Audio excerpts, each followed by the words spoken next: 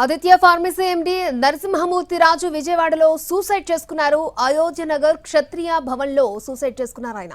గత ఏడాది స్నేహితుడి హత్య కేసులో నిందితుడిగా ఉన్న ఆయన బెయిల్పై బయటకొచ్చి ఆత్మహత్య చేసుకున్నాడు. మృతదేహాన్ని ఆసుపత్రికి తరలించిన పోలీసులు ఆత్మహత్య గల కారణాలపై ఆరా తీస్తున్నారు.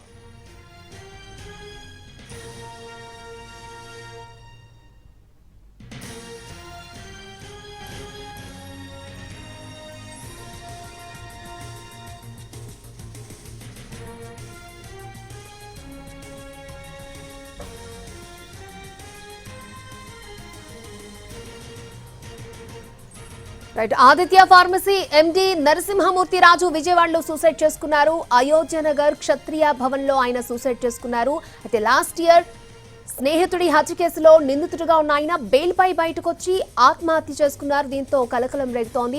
పూర్తి డీటెయిల్స్ మా ప్రతినిధి శ్రీకాంత్ మనకి లైవ్ లో అందించడానికి సిద్ధంగా ఉన్నారు. శ్రీకాంత్, అసలు సూసైడ్ చేసుకోవడానికి కారణాలు ఏమై ఉండొచ్చు?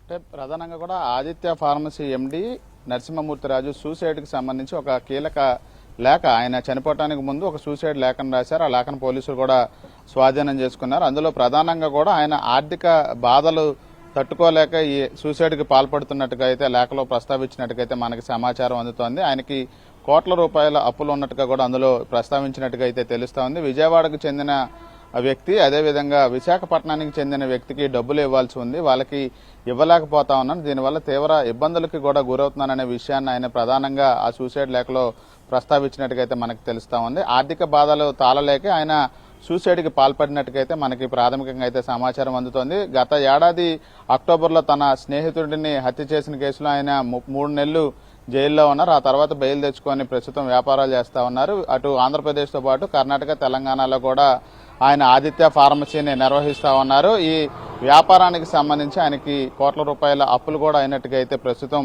ఈ సూసైడ్ లేఖ ద్వారా వ్యక్తంగా తెలుస్తా ఉన్న పరిస్థితి. ఆయన కుమారుడు కూడా అమెరికాలో ఉన్నట్టుగా సమాచారం అందుతోంది. భార్యకు కూడా నిన్న రాత్రి ఈ ఘటనకు సంబంధించి ఇవాళ ఉదయం సమాచారం అందించడంతో ఆమె కూడా మృతదేహాన్ని స్వాధీనం చేసుకోవడానికి విజయవాడ బయలుదేరినట్టుగైతే తెలుస్తా ఉంది. క్షత్రియ భవన్లో ఇవాళ ఉదయం ఆయన సూసైడ్కి పాల్పడినట్టుగా సిబ్బంది గుర్తించి సమాచారం అందించడంతో పూర్తి ఈ సూసైడ్కి సంబంధించిన లేఖతో పాటు ఇతర అంశాల మీద అయితే పోలీసులు విచారణ అయితే చేపట్టారు. అక్షయ. ఓకే శ్రీకాంత్.